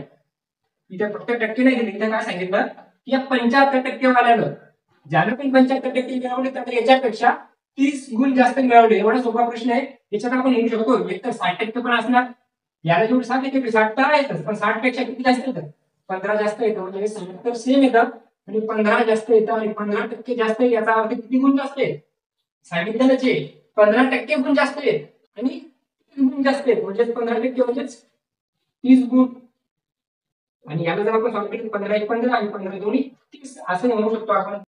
आणि 15 दोन्ही 30 याचा अर्थ 1% 1% म्हणजेच 2 गुण, 1% म्हणजे 2 गुण, आणि 1% म्हणजे जर 2 गुण असतील तर आपल्याला विचारलं की जास्तीचे मिळालेले परीक्षेत कमाल गुण किती, जास्तीत जास्त गुण किती असणार, जास्तीत जास्त गुण किती टक्के असतात, 100% गुण असतात, आणि 100% गुण म्हणजे किती असतील, 1 म्हणजे 2, तर 100% म्हणजे 100% म्हणजे किती गुण, 200 गुण. इथे 2 झिरो वाढवलं, इथे 2 झिरो वाढवलं, 200 गुण, आणि 200 गुणाची आपली परीक्षा होती, त्याच्यात मला 75% गुण मिळाले, तुम्हाला फक्त 60% गुण मिळाले. मग कधी कधी तुम्हाला विचारतात 75% गुण म्हणजे किती, 200 पैकी 75 म्हणजे किती राहतील, 75 म्हणजे 100 जर असतील 75 आणि 200 ला 150. त्याच्यानंतर विचारलं होतं 60% गुण म्हणजे किती असतील, 60 120 गुण, याला असतील 120 गुण, याला किती असतील 150 गुण, मग 120 आणि 150 मध्ये कितीचा फरक आहे, 30 गुणाचा फरक आहे, आणि एकूण परीक्षा 200 गुणाची.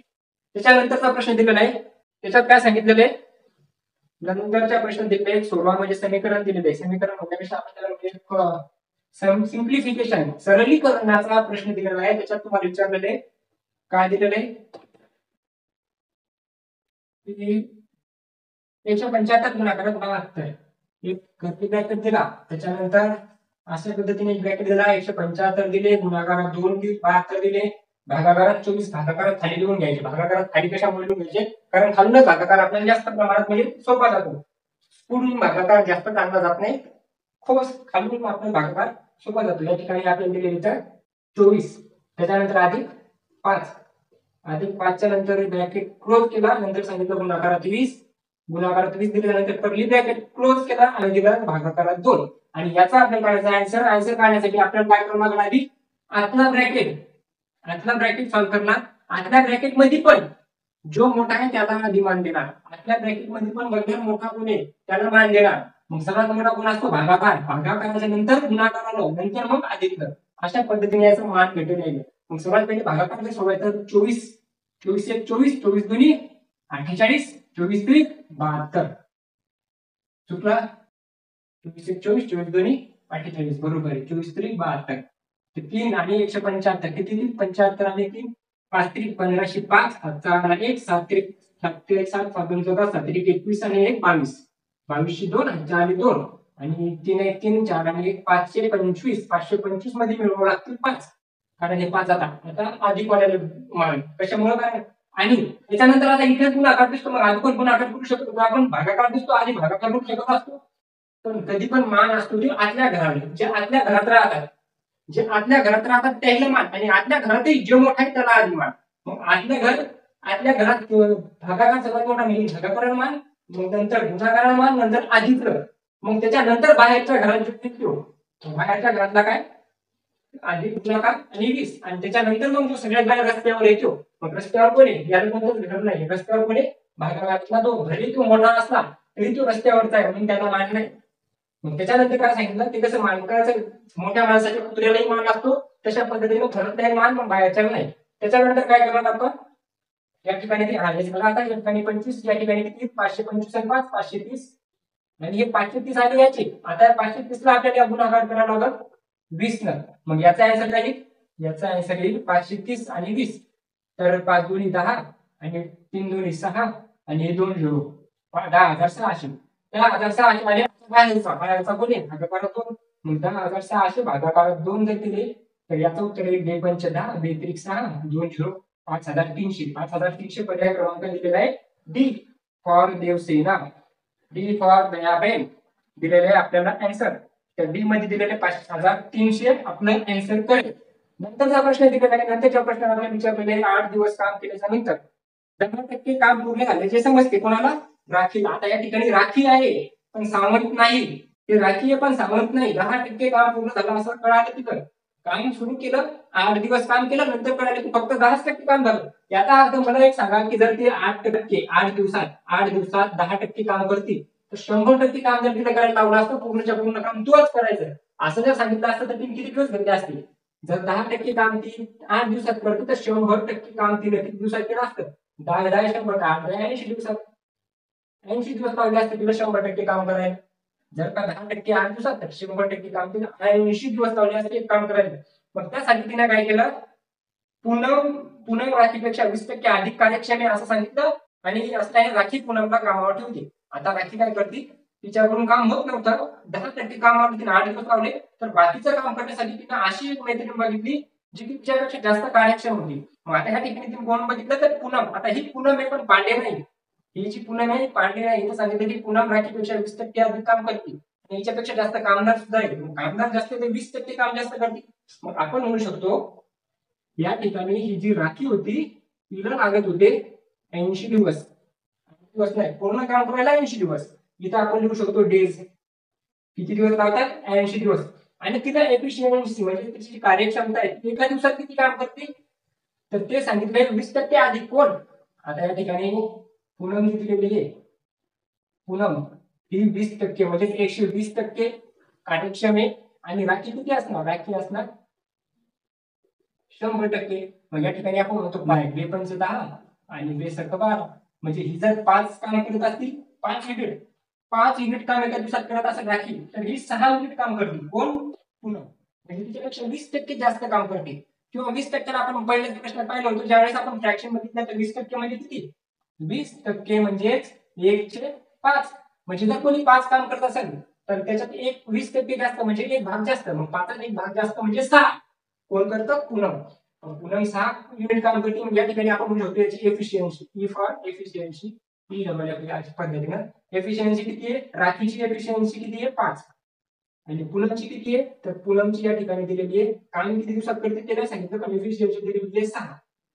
पूनम एका दिवसात 6 काम करते, राखी एका दिवसात 5 युनिट काम करते. आणि हिला 80 दिवस काम लावते. म्हणजे एका दिवसात जर 5 युनिट काम करत असेल तर 80 दिवसात किती करत? 5 8 8 पंचे 40. 40 आणि 400 युनिट. म्हणजेच आपण म्हणू शकतो की 80 दिवसात राखीला किती काम करायचं होतं तर 400 युनिट करायचं होतं. कशावरून काढलं? तिच्या एफिशियन्सी एका दिवसाचं काम आहे 5 युनिट. मग 5 युनिट काम एका दिवसाचं आहे तर 80 दिवसात ती 400 युनिट काम करेल. याचा अर्थ पूर्ण जे काम आहे जे काम आपल्याला करायचं ते किती काम करायचं तर 80 युनिट काम करायचं. 400 युनिट काम करायचं आणि 400 युनिट किती? राखीनं अगोदर काम तर केलं ना. किती दिवस काम केलं? 8 दिवस काम केलं आणि 8 दिवस ती किती काम करणार? तिने जर 8 दिवस काम केलं असेल आणि जर ती 5 युनिट काम करत असेल तर 8 पंच 40. मग या ठिकाणी आपण म्हणू शकतो 8 दिवस आणि हे 5 युनिट काम 8 पंच 40 युनिट काम कम्प्लीट झालं. मग या 400 युनिट करायचं 40 युनिट काम झालं. या ठिकाणी आपण असं लिहिणार 400 तून किती 40 वजा केले तर किती येतील 360 युनिट काम. अजूनही बाकी ते कोण करणार? ह्या दोघीच्या कामाला कशासाठी ठेवलं? ह्या दोघीने मिळून हे काम करायचं. किती 300 युनिट 60 युनिट. माझ्या दोघी जरी जर सोबत काम करायला लागल्या एका दिवसात काम किती पूर्ण होईल?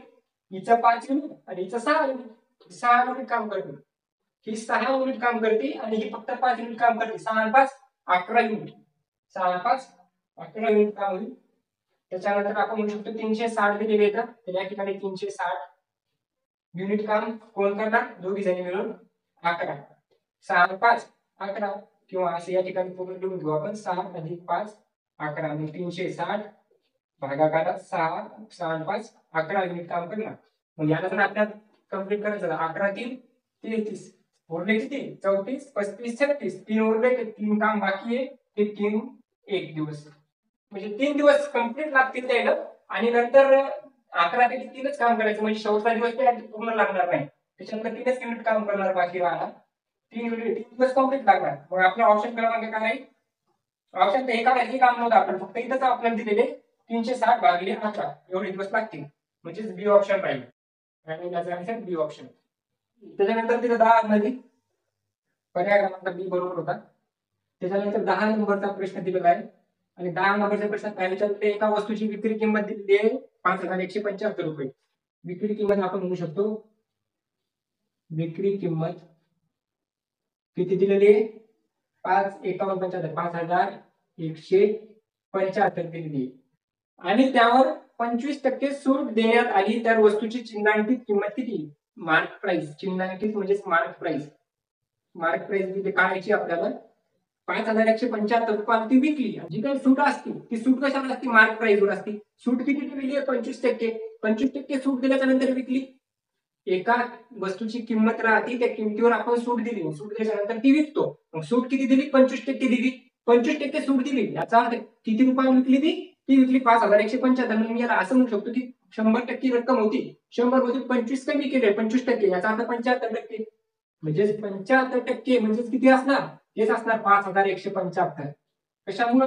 25% सूट देऊन विकली, म्हणजे 75% विकली. एखादी वस्तू 100 रुपयाची ती एवढ्या किमतीत विकली, म्हणजे 25% म्हणजे कमी केली, 75%. आपल्याला करायचे 100%. मग अशा पद्धतीने आपण लिखले तर 100% बरोबर किती? 100% म्हणजे मार्क प्राइस. 75% म्हणजे 5175, तर 100% बरोबर किती? अशा पद्धतीने लिहून घेतल्याच्या नंतर याचा करणार क्रॉस मल्टिप्लिकेशन. मग जिथं दोन संख्येचा गुणाकार होतो तिथे एक, आणि इथं दोन संख्या एकच संख्या आहे, मग जिथं दोन संख्येचा गुणाकार होतो त्या वर घेणार. मग 100 गुणाकारात 5175 आणि भागाकारात फक्त एकच संख्या आहे म्हणजे 75. आता हे किंवा इथं पर्सेंटेज तर खाली राहणारच ना ते. मग आता 75 खाली घेतलं, हे घ्यायचं काम नाही. 25 नजर भाग दिला, 25 3 75, 25 100. 3 नजर भाग दिला तर 3 1 3, 4 5 3 7 21. त्याच्यानंतर 3 2 6 आणि 3 5 15. अशा पद्धतीने जाऊन भागाकार होईल. आणि 4 नजर भाग दिला, 4 5 20, 4 2 8 2 10, 7 28, 1 29, उरले 2, 4 4 1 4, 5 आणि 1 6900. तर 6900 पर्याय क्रमांक ए आपलं काय राहणार? आन्सर राहणार. 6900 इज द करेक्ट आन्सर. त्याच्यानंतर आपले दिले आहे, आता जसं की आपल्याला सांगितलं होतं की राखी आहे पण सावंत नाही, त्याच्यानंतर पूनम आहे पण पांडे नाही, तसेच आता गौतमी आहे पण पाटील नाही. गौतमी दिलेली आहे, गौतमीने सांगितलं की गौतमी एखादं काम 90 दिवसात पूर्ण करते. तिथं राखी काम करू लागली, पूनम पण काम करू लागली आणि गौतमी पण कामच करायली. गौतमी काय काम करायली? की 90 दिवसात काम करते. ही सांगितलं की एकूण 90 दिवसात काम करते, तर कामाचे किती टक्के काम ती 50 दिवसात पूर्ण करेल. आता जर या प्रश्नासाठी जर तुम्ही पेन घेत असाल, पेपर घेत असाल, तर तुम्ही चूक करत आहात. कारण ती 90 दिवसाला काम करते, तर 45 दिवसात किती काम होईल? 90चा अर्ध. मग अर्ध म्हणजे किती? तर 50%. तर याचा आन्सर होणार 50%. कशामुळे? कारण सांगितलं की ती 90 दिवस काम करते आणि 90 दिवसात जर ती 100% काम करत असेल, तर 45 दिवसात ती किती करणार? तर 90 भागिले 2, तर इथे भागिले 2 म्हणजेच 50% काम करणार. तर ऑप्शन क्रमांक बी राहणार आपला आन्सर. 50 काय राहणार? करेक्ट आन्सर नंतर दिलेला आहे. 11 प्रश्न झालेले. 11 प्रश्नानंतर 12वा प्रश्न आपल्याला दिलेला आहे आणि 12व्या प्रश्नात आपल्याला काय विचारलंय?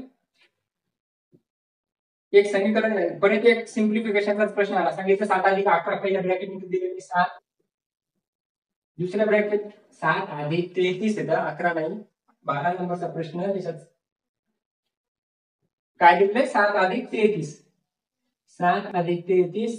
त्याच्यानंतर त्याच्याकडे 44 भागिले 2 गुणाकारात, 44 भागाकारात 2 गुणाकारात 5 गुणिले 5.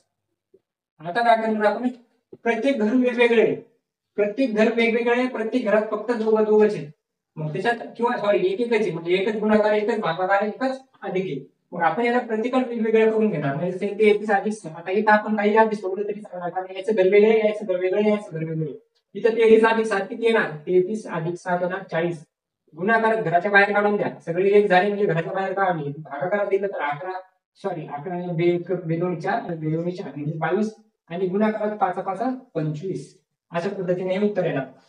आता इथे 22 तिथे 4 आहे, इथे 25 आहे. 25 टू 100. 100 म्हणजे आधी याचा गुणाकार केला 25 टू 100 आणि एक झिरो जसा तसा गुणाकारात 22. तर 22 एक 22, 1 2 आणि 3. काय झालं पर्याय क्रमांक B C. C correct answer. Option C is the correct answer. नंतर दिलेलं आहे परीक्षेत एकूण उपस्थित विद्यार्थ्यांपैकी 13 नंबरचा प्रश्न. परीक्षेत एकूण उपस्थित विद्यार्थ्यांपैकी 93% विद्यार्थी उत्तीर्ण झाले. एक परीक्षा घेण्यात आली. या परीक्षेत काही विद्यार्थी बसले होते, त्यातले 93% विद्यार्थी पास झाले. पास झालेले इथं 93%. मग नापास झालेले किती असणार? टोटल असता 100%. 93 पास झाले, नापास झाले 7%. नापास विद्यार्थी 7% येतात आणि तर 9,275 विद्यार्थी अनुत्तीर्ण झाले म्हणजे नापास झाले. अनुत्तीर्ण म्हणजे नापास झाले. तर परीक्षेत एकूण किती विद्यार्थी बसले? हा पहिलाच प्रश्न आपण अशा पद्धतीचा सोडवला होता. याच्यात सांगितलं नापास झालेले 9,275 आणि तीच काय तेच तर 7% येतं कारण तेच नापास झाले. मग 7% बरोबर किती येणार? 9,275 असणार. आपल्याला विचारलं परीक्षेत किती विद्यार्थी बसले? परीक्षेत बसतं कोण? सर्वच्या सर्व विद्यार्थी परीक्षेत बसतात. सर्व विद्यार्थी परीक्षेत बसलेले असतील तर किती टक्के? 100%. तर 100% बरोबर किती? अशा पद्धतीने केलं. गुणाकार करा आडवा. या दोन्हीचा गुणाकार 100 गुणाकारात 9 2 7 5 भागाकारात 7 7 1 7 8 9 7 त्रिक 21. त्याच्यानंतर 21 एक उरला 22 7 त्रिक 7 1 7 7 14 15 16 17 उरले 3 झाले किती? 35. 7 5 35 13 25 आणि 2 झिरो 1,32,500. 1,32,500. 1,32,500. ऑप्शन क्रमांक बी काय राहणार? करेक्ट आन्सर राहणार. कोणता प्रश्न? 13 नंबरचा. 14 नंबरचा प्रश्न दिलेला आहे. 14 नंबरचा प्रश्न तुम्हाला विचारलेला आहे. काय विचारलेले 14 नंबरच्या प्रश्नात? एका वर्षात सपनाचा आता सपना हे पण कोण नाही? चौधरी नाही. सपना हे पण चौधरी नाही. सांगितलं की एका वर्षात सपनाचा सरासरी मासिक खर्च फक्त 1100 रुपये. सपनाचा फक्त 1100 रुपये खर्च आहे. मासिक खर्च आहे. सॉरी, वर्षाचा सरासरी खर्च दिलेला आहे आणि ते सांगितलं पहिला महिन्याचा म्हणजे मासिक खर्च जे केला 11 रुपये वर्षाच्या पहिल्या 3 महिन्यासाठी. पहिल्या 3 महिन्यासाठी तिचा जो खर्च आहे मासिक, प्रत्येक महिन्याला ती काय करणार? पहिले 3 महिने 1100 रुपये खर्च करणार. मग इथं आपण म्हणू शकतो की पहिले 3 महिने येतात. मग 3 महिने 3 मंथ किती राहणार तिचा खर्च? 1100 रुपये. 1100 रुपये पहिल्या 3 महिन्यासाठी 1100 रुपये खर्च करणार. 3 महिन्यासाठी 1100 नाही, पहिल्या महिन्याला 1100, दुसऱ्याला 1100, तिसऱ्याला 1100. नंतर विचारलं पुढील 5 महिन्यासाठी जे 5 महिने आहेत पुढचे, त्या 5 महिन्यासाठी ती खर्च करणार 1,000 रुपये. कमी झाला खर्च 1,000 रुपये. त्याच्यानंतर गेल्या 4 महिन्यासाठी आता उरलेले जे 4 महिने आहेत त्या 4 महिन्यासाठी तिचा खर्च किती असणार? तर त्या 4 महिन्यासाठी तिचा खर्च असणार 1200 रुपये. परत वाढवणार 1200. जर एकूण वार्षिक बचत 1300 रुपये केली म्हणजे एवढा खर्च करून तिने 1300 रुपये वाचवले शेवटी. आपण म्हणू शकतो याचं जर आपण काढलं तर 3 महिन्यासाठी 1100 म्हणजे प्रत्येक महिन्यात 11 3 30 3,300 रुपये खर्च केला. 5 1 5 म्हणजे 5,000 इथं खर्च केला आणि 4,800 रुपये इथं खर्च केला. एवढा खर्च केला तिने म्हणजे 0 0 0 0 0 0 8 9 10 11 त्यानंतर 5 5 10 3 13,100 एवढा खर्च केला. आणि एवढा खर्च करू खर्च झाला एवढा. त्याच्यानंतर बचत किती आहे?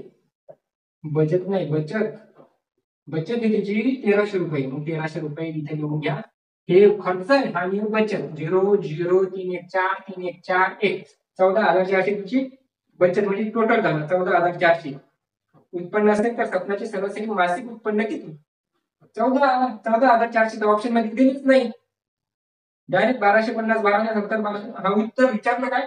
सपनाचे सरासरी उत्पन्न विचारलं. सरासरी उत्पन्न एका वर्षाचं. एका वर्षात महिने किती? 12.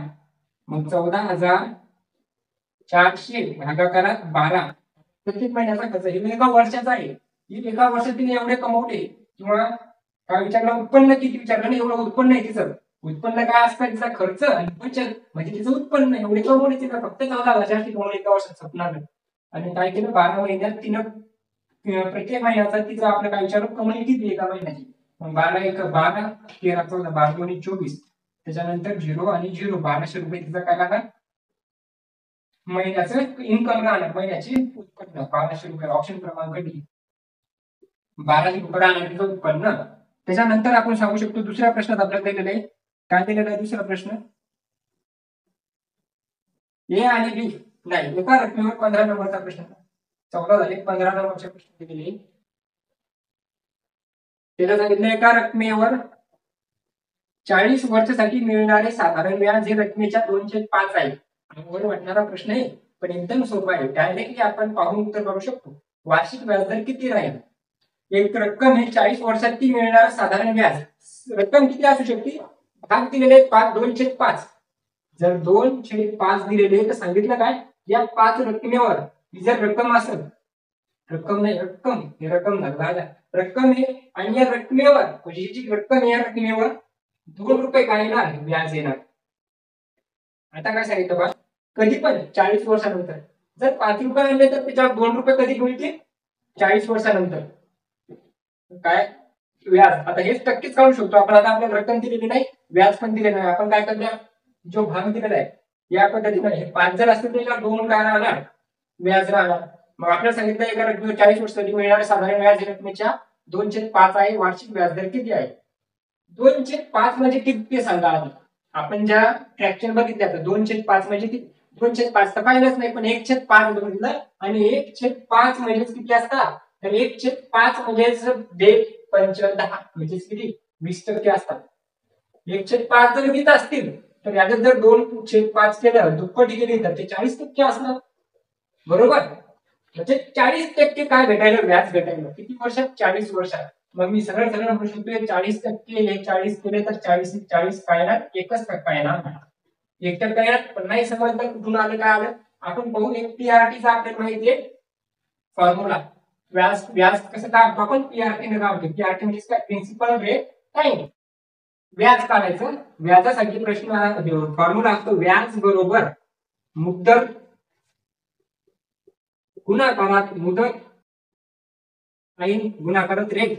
रेट म्हणजे काय असतं? मुदत गुणाकारात मुदत गुणिले दर, त्याच्यानंतर भागाकारात 100. याच्यात जर आपण टाकलं काय टाकलं? व्याज किती आहे? व्याज आलं 2. याच्या जागी किती बी घेऊ शकतो आपण? 2 जर आलं, व्याज 2 आले ना, 2 व्याज आले. कशावर? मुदत किती होती? 5. 5 मुदत किती होती? 40 वर्ष. आणि दर किती होता? तेच तर काय होता? दर म्हणजे काय? रेट आणि 100. 2 दिलेले 1 0 कटला, 5 1 5, 5 2 10. हे 2 इकडे आहेत ना.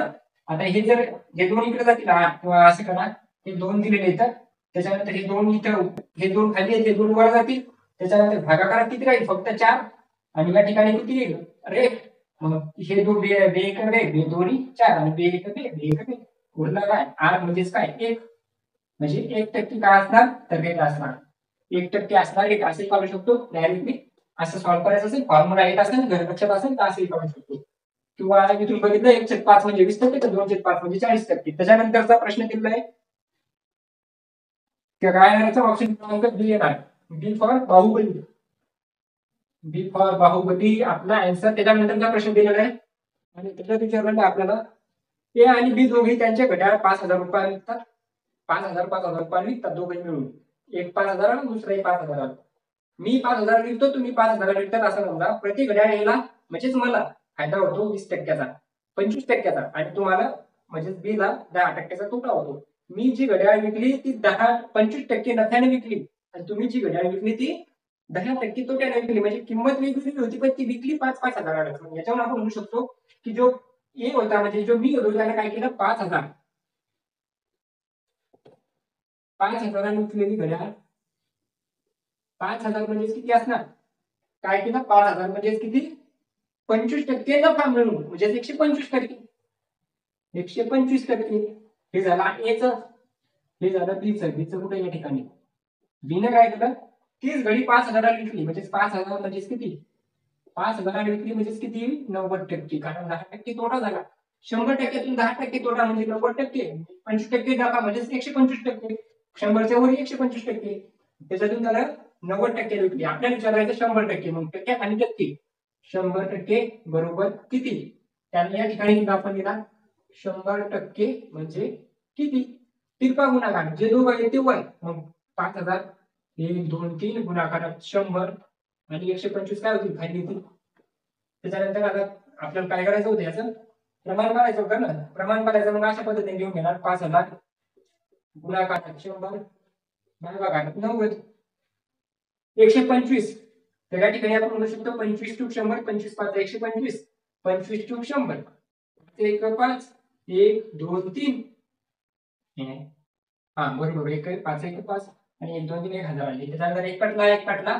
आता या ठिकाणी तर भागच जात नाही, पण बाहेर जात नाही तर आपण या ठिकाणी लिहून घेऊ शकतो 1 4 1 4 1 2 3 आणि या ठिकाणी येणार 5 1 2 3 भागाकारात 9 या पद्धतीने.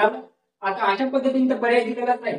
मग या ठिकाणी आता आपल्याला एक माहिती आहे, याच्या खाली कोणीच नाही म्हणजे एक असतंच. कोण असतं याच्या खाली कोणीच नाही म्हणजे एक असतो. कोण असतो एकच असतो. एक जर याच्या खाली लिहून घेतला तर याचा आपण करणार तिरपा गुणाकार अशा पद्धतीनं.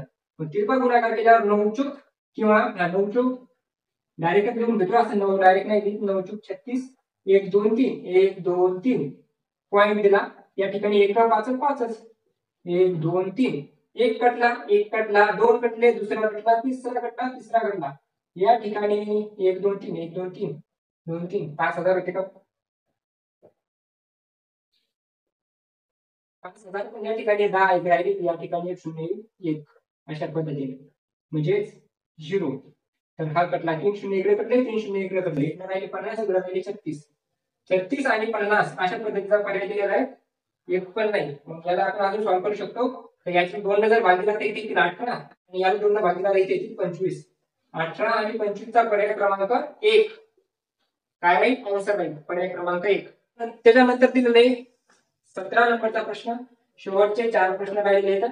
17 नंबरच्या प्रश्नात दिलेले आहे 2 गाड्या दिलेल्या आहेत एकाच वेगाने विरुद्ध दिशेने धावत आहेत. 2 गाड्या आहेत ट्रेन दिलेल्या आहेत. एक ट्रेन या दिशेने धावते एक ट्रेन या दिशेने धावते. प्रत्येक ट्रेनची लांबी दिलेली 320 याची पण 320 मीटर लांबी आहे आणि ती एकमेकांना 18 सेकंदात पार करते. तर 18 सेकंद दिलेला आहे टाइम 18 सेकंदात पार करतात. तर प्रत्येक ट्रेनचा वेग विचारला तर वेळ अंतर याचा आपल्याला फॉर्म्युला असतो अंतर बरोबर वेग गुणाकारात वेग. आपल्याला विचारला काय विचारला आपल्याला वेग. मग वेग बरोबर अंतर भागाकारात काय ना वेग अशा पद्धतीचा फॉर्म्युला तयार होणार. सूत्र तयार होणार. तर सूत्र न वापरता आपल्याला गणित सोडवायचे. त्यासाठी आपण काय करणार आपल्याला सांगितले 2 ट्रेन येतात. आता अशा पद्धतीच्या समजा 2 ट्रेन येतात. आता ह्या 2 ट्रेन येतात ही ट्रेन इकडून जाते ही ट्रेन इकडून येते. मग ह्या गाड्या या ठिकाणी अशा भेटणार. या ठिकाणी भेटल्याच्या नंतर या ज्या वेळेस पण अशा एकमेकांना क्रॉस करतील आपल्याला त्यांची लांबी विचारली म्हणजे दोनची. ही ट्रेन या ठिकाणी या इथेच काय करतील एकमेकांना क्रॉस करतील. मग आपल्याला या ट्रेनची आणि या ट्रेनची लांबीच काढायची असेल असं सांगितलेलं आहे. आणि त्या दोनची लांबी किती दिली आहे 320 320. ज्यावेळेस या दोन्ही एकमेकांना क्रॉस करतील त्यावेळेस हिची 320 आधीची 320 एवढी लांबी कंप्लीट करावं लागणार आहे. ही कंप्लीट करण्यासाठी आपल्याला काय दिलेलं आहे वेग अंतर किती आहे 320 वेग दिलेला आहे नाही दिलेला वेग काढायचा 320 वेग किती दिलेला आहे 18 सेकंद दिलेले आहे. वेग किती येणार आता ज्यावेळेस पण 2 ट्रेन एकमेकांच्या विरुद्ध दिशेने येतात त्यावेळेस त्याची होती काय हे नाही ऍडिशन. ज्यावेळेस दोन्हीचा स्पीड जो राहील ही इकडून यायली दोन्ही सोबत जवळ यायला ही पण तिच्या स्पीडनं काही डिस्टन्स कव्हर करायची. म्हणजे एका घंट्यात जर ही 20 किलोमीटर प्रति घंटा चालत असेल आणि 10 किलोमीटर प्रति घंटा चालत असेल तर ही आणि ही दोन्ही मिळून एका घंट्यात 30 किलोमीटर चालायला. म्हणजे दोन्हीची काय करावं लागेल आपल्याला ऍडिशन. मग वेळेची त्यावेळेस वेगाची त्याचा जो स्पीड असतो त्याचा स्पीड आपण काढतो त्याला आपण म्हणतो रिलेटिव्ह स्पीड म्हणजे सापेक्ष गती. आणि रिलेटिव्ह स्पीड काढण्यासाठी आपण काय करत असतो त्या दोन्हीची बेरीज की हे कितीच्या स्पीडने यायली आणि ही कितीच्या स्पीडने यायली या दोन्हीची बेरीज. ही जर 10 किलोमीटर प्रति सेकंद यायली 10 किलोमीटर प्रति घंट्यानं आणि ही 20 किलोमीटर प्रति घंट्यानं तर एका घंट्यात 30 किलोमीटर चालायला. मग याचा अर्थ आपण काय करतो त्या दोन्हीची बेरीज करतो. बेरीज जर करायची असेल तर आपण काय करतो आता या ठिकाणी आपण त्याचा स्पीड दिलेला नाही सांगितलं की दोन्हीचा स्पीड सेम आहे. मग दोन्हीचा स्पीड सेम आहे म्हणजे याचं एक्स जर असेल तर एक्स अधिक एक्स 2x व्हायले. मग वेग जर असेल तर वेगाने मी म्हणू शकतो एक्स अधिक एक्स 2x म्हणजे गुणाकारात 2.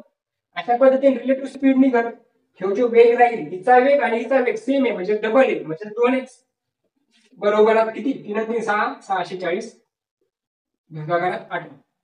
अशा पद्धतीने हे दोन इकडे जातील. वेग काढायचा आपल्याला. वेग बरोबर 2 गुणाकारात भागाकारात जातील 640 भागाकारात 18 गुणाकारातून अशा पद्धतीने आलं. पण काय दिलेलं आहे आपल्याला? दिलेलं आहे सेकंड मध्ये, हे दिलेलं मीटर मध्ये आणि हे उत्तर दिलेले ऑप्शन मध्ये किलोमीटर प्रति घंटा. ज्या वेळेस पण आपल्याला काय करायचं असतं, मीटर प्रति सेकंद याला किलोमीटर पर आवर मध्ये करायचं असतं किंवा किलोमीटर पर आवर याला आपल्याला मीटर प्रति सेकंद मध्ये करायचं असतं, त्यावेळेस आपल्याला एका संख्येने याला गुणावं लागतं. ही संख्या असते या ठिकाणी किती असती? या ठिकाणी आता मीटर प्रति सेकंद आहे, त्याला किलोमीटर प्रति सेकंद करायचं. लहान याला मोठं करायचं. मग लहान याला मोठं कसं करू शकतो? तर 18/5 किलोमीटर प्रति आवर मीटर पर सेकंद मध्ये जर करायचं असेल तर याला करावं लागेल 5/8. कसं ध्यानात ठेवा, कन्फ्युज कसं होतं इथं माणूस. आता जसं कन्फ्युज झालं त्याच पद्धतीने इथं कन्फ्युज होतं माणूस. याला आपण काय करू शकतो? मीटर प्रति सेकंद हे म्हणजे लहान, मीटर प्रति सेकंद लहान आहे कशापेक्षा? किलोमीटर पेक्षा. मग मीटर प्रति सेकंद लहान आता मोठं करायचं तर आपण मोठा पूर्णांक लागेल. त्याच्यात जर पाहिलं तर पॉईंट मध्ये 8 पूर्ण भागांचा आहे. 5 पूर्ण झालं भाग जातो 5×15 3.6 येईल याचं. पण याचं कसं येणार नाही, याचं पॉईंट मध्ये. मग याला आपण जर गुणायचं मीटर प्रति सेकंद जर याला गुणलं तर संख्या मोठी होईल. म्हणून हा पूर्णांक येणार. किलोमीटर प्रति घंट्याला जर मीटर प्रति सेकंद गुणलं मीटर प्रति सेकंद मध्ये करायचं असेल तर लहान पूर्णांकाने गुणावं लागेल. मग 5/8. आता इथं काय करायला लागेल? सेकंद आणि मीटर दिलेले, सेकंद मीटर याला किलोमीटर मध्ये करायचं. कशामुळे? कारण ऑप्शन मध्ये किलोमीटर दिलं नाही. किलोमीटर मध्ये करण्यासाठी यानं गुणणार का यानं गुणणार? तर यानं गुणावं लागेल. मग गुणाकारात 18/5 ही संख्या फिक्स राहते, प्रत्येक वेळेस यूज करावं लागते. त्याच्यानंतर आता या ठिकाणी 18 कॅन्सल होतील. 5×10 होईल. मग वेग बरोबर काय येईल? वेग बरोबर 640 आणि 10 कटले 0 कटला. वेग किती आला? 64. काही मीटर प्रति सेकंद नाही, किलोमीटर प्रति आवर. काय? कारण 18/5 आपण त्याचा कार्यक्रम केला. त्याच्यानंतर दिलेले सरासरीचा प्रश्न दिलेला आहे. सरासरी विचारलेले क्रिकेट संघातील 7 ऑप्शन करायला याचा डी. त्याच्यानंतर क्रिकेट संघात काही खेळाडू दिलेले आहेत. खेळाडूचं काय सांगितलेलं आहे? वय दिलेले 7 खेळाडू येतात. 7 खेळाडूचं वय किती आहे? पहिल्याचं आहे 26, 25, 21. 26, 25 याची बेरीज करणार आपण. 26 + 25 + 21 अधिक 29 + 24, 29 + 24 अधिक 28 आणि अधिक 22. 1, 2, 3, 4, 5, 6, 7 विद्यार्थी, 7 गडी दिलेले, 7 प्लेयर दिलेले आणि जेवढे गडी असतील त्यांना आपण भाग द्यायचा. म्हणजे भाग दिल्यानंतर काय करतो? सरासरी काढतो. ही सरासरी म्हणजे प्रत्येकाचं वय किती आहे, सर्वात लहान सोडायचा, सर्वात मोठा सोडायचा, सर्व सोडायचे. त्याचे ऍव्हरेज किती राहील, त्याची ऍव्हरेज एज काय ते आपण काढणार अशा पद्धतीने. हे 26 दिलेले, 26 जर 25 जर म्हणलं आपण तर या ठिकाणी 25, 25, 50 आणि या ठिकाणी इथं आहे तिथं 25, 25 आणि 50, 25, 75. त्याच्यानंतर 25, 75, 25, 75 मध्ये इथं 25 जर घेतलं तर 25, 75, 25, 100. इथं किती राहिले? 3. 25, 100 आणि या ठिकाणी 9 येतं म्हणजे 4 शिल्लक आहेत. तिथे 4 कमी म्हणजे 25 आणि 25 50 म्हणजे या ठिकाणी होणार 150. 150 झाल्यानंतर हे 22 आणि हे 3, 25 150, 175 भागाकारात 7. 175 भागाकारात 7 काय राहणार? याची बेरीज राहणार. त्याच्यानंतर आपण म्हणू शकतो 175 7 दोन्ही 14 15 16 17 3 7 5 म्हणजे 25 वर्ष काय राहणार त्याचं ऍव्हरेज म्हणजे राहणार 25 वर्षावर. ऑप्शन क्रमांक सी. ऑप्शन क्रमांक सी मध्ये दिलेले 25 वर्ष. त्याच्यानंतरचा प्रश्न दिलेला आहे 19 नंबरचा. सोपा प्रश्न, एकदम सोपा प्रश्न. याच्यावर आपल्याला सांगितलं एम चा अर्थ, एम अधिक एन चा अर्थ आपण म्हणू शकतो 9/6.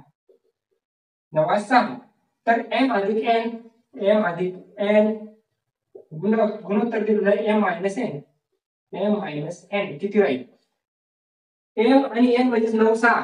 याला आपण कमी पण करू शकतो, पण आपण डायरेक्ट जर घेतलं नंतर जर चेक केलं तर एम म्हणजे 9 आणि एन म्हणजे 6 जर म्हटलं तर एम म्हणजे किती? 9. मग 9 अधिक 6 आणि 9 मायनस 6 किती ना? 9 आणि 6 15. 9 आणि 6 मायनस केले तर किती येईल? 3 आणि 3 जर भाग दिला तर 3 1 3 3 5 15 म्हणजे 5 आणि इथं 1. 5 1 राहील आपला आन्सर. 5 1 ऑप्शन क्रमांक ए. त्याच्यानंतर शेवटचा प्रश्न दिलेला आहे आजचा आपला. आतापर्यंत 19 प्रश्न आपण कंप्लीट केले. सर्व प्रश्न आपण क्लिकने आणि लॉजिकने सोडवण्याचा प्रयत्न केला. त्याच्यात काही प्रश्न आपल्याला गरज होती तिथं फॉर्म्युला सुद्धा युज केला, पण जास्तीत जास्त प्रश्न आपण डायरेक्ट युज केला. या प्रश्नाला सुद्धा आपल्याला पेन आणि पेपरची गरज होती, कारण यांचा अर्थ 6 आणि यांचा अर्थ 9 आणि यांचा 6 होता. त्या पद्धतीने आपण सॉल्व्ह करू शकत होतो. एक खुर्चीची किंमत दिलेली आहे 20 प्रश्नात. चिन्हांकित किंमत 2000 रुपये आहे. 20% आणि X% अशी सलग 2 सुद्धा दिल्यानंतर अशा प्रश्न सुद्धा अवघड जातो. तर या ठिकाणी सुद्धा आपण काय करणार, थोडासा दिमाग जर लावला तो प्रत्येक प्रश्नात आपण लावत आपण इथून पुढे पण लावणार. खुर्ची 1400 रुपयाला विक्री सांगितलं, 2000 रुपये 2000 रुपयाची होती ती विक्री किती 1400 रुपयाला.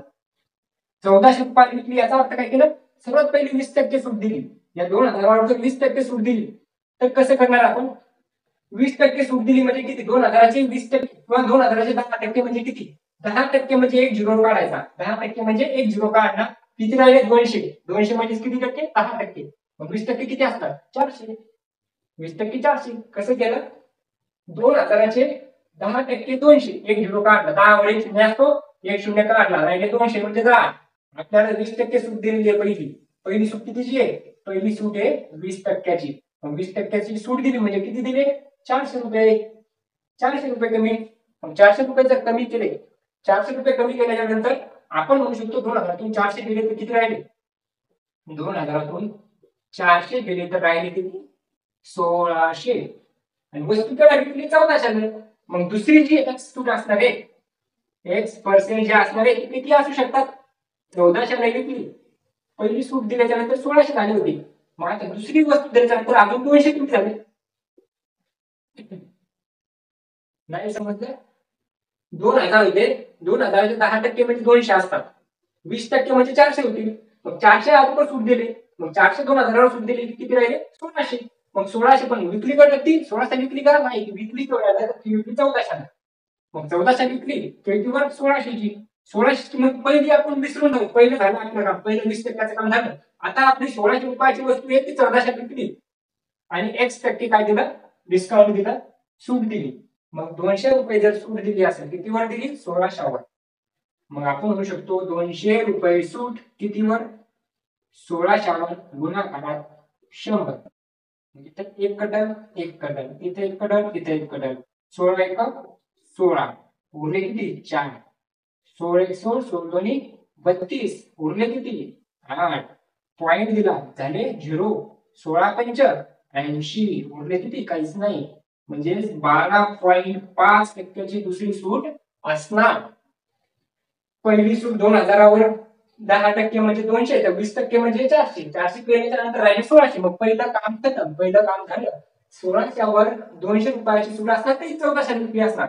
मग 1600चे 200 कमी म्हणजे किती टक्के, 12.5%. त्याचं आपलं उत्तर. अशाच पद्धतीने आपण 20च्या 20 प्रश्न आता कंप्लीट केले. असेच प्रश्न आता आपण दुसरा आपण बघू की नेमकं जीएसचा घेणार का मग गणिताचा दुसरा सेट घेणार. आतापर्यंत 4 जे आपण रिझनिंग चेक केले ते रिझनिंगला तुम्ही भरपूर साथ दिली. अशाच पद्धतीने मॅथ आणि जीके जीएस साठी सुद्धा तुमची साथ राहील अशीच आशा.